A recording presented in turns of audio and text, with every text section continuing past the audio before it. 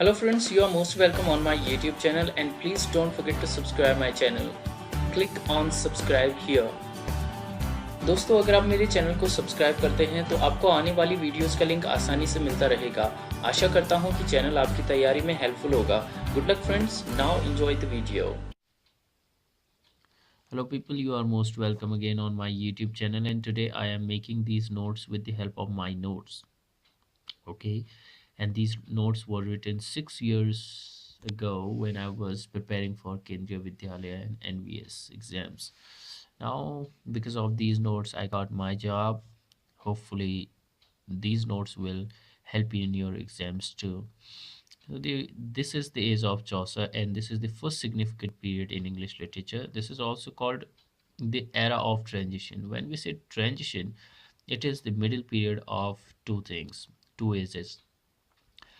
So, growth of national sentiments. Before that, I have written there Edward III, Richard II, and Henry IV.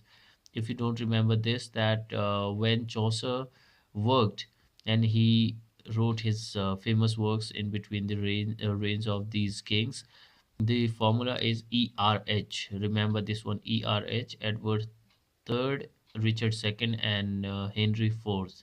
And this is also kind of sequence you can make second, third, and fourth. All right. So R was second, and E is third, and H is fourth.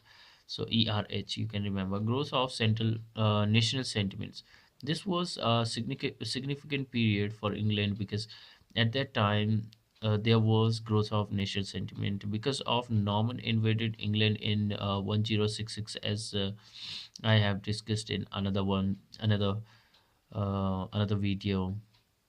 The consciousness of national unity and strengthened during the Hundred Years' War and the Battle of Crecy and Poitiers. Black Death, famine, and social unrest were in 1348-49. These are the uh, great events happen in that era. It reappeared means this Black Death and famine reappeared in 3 years in 1362, 1367, and 70. So you can see here 62, 67, and 70. You need to remember because 14th century, we know this is the uprising of the masses known as Peasant Revolt in 1381. We know that this is very important and suppressed by Richard II. This is also asked that who suppressed this revolt, Peasant Revolt in 1381. And if you want to remember this one, that when it happened, you can say just you need to speak this 10 times, that 81 peasants revolted against Richard II. 81 peasants revolted against Richard II. This is the shortcut way to remember when it happened, because further we need to remember lots of other years. The corruption of the church and Reformation by John Wycliffe, the morning star of Reformation, he is called the Lollard movement, the first important opposition of to the Catholicism in England. We know he was the head of that. Wycliffe produced a complete English version of the Bible with the help of his disciples. Two Italian writers, Petrarch and Boccaccio, in 13 to 75, were pioneer of the great revival of the knowledge that time. Next is the poetry of Chaucer. Says Geoffrey Chaucer, he wrote some poetry, and about his life I have written that he was born and his father name was John Chaucer. And 1359 he joined army when he was 19 years. Okay, and he went to French, and then he got captured. Then there was Treaty of Brittany. 10 years later, if we are remembering the things like after 19 years, after 10 years, usually we can remember this works for me, hopefully it works for you too. So after 10 years, he was in Edward's court, and in from 1368 to 1387 he went to Flanders, France, Italy on official journey. And in 1400 Poets Corner he was buried, and he died in 1400. So the host of the Canterbury Tales, thou lookest as thou wouldest find a hare, and ever on the ground I see thee stare. So these are the quotations from Canterbury Tales. And whenever we are studying any writer or poet, we should learn one or two quotations so that it can help us in our examinations.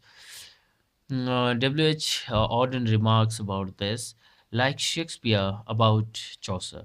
Like Shakespeare and Milton, he was, on the contrary, a man of world and of affairs.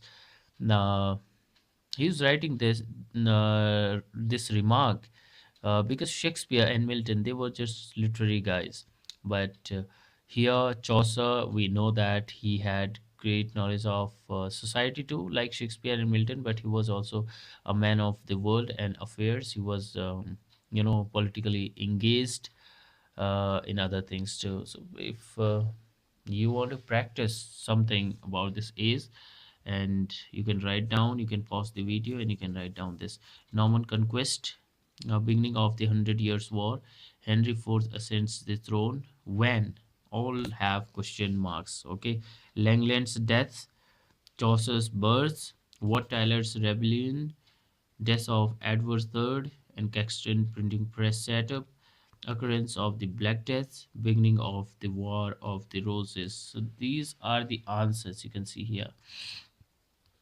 1066. Okay, Norman conquest 1066.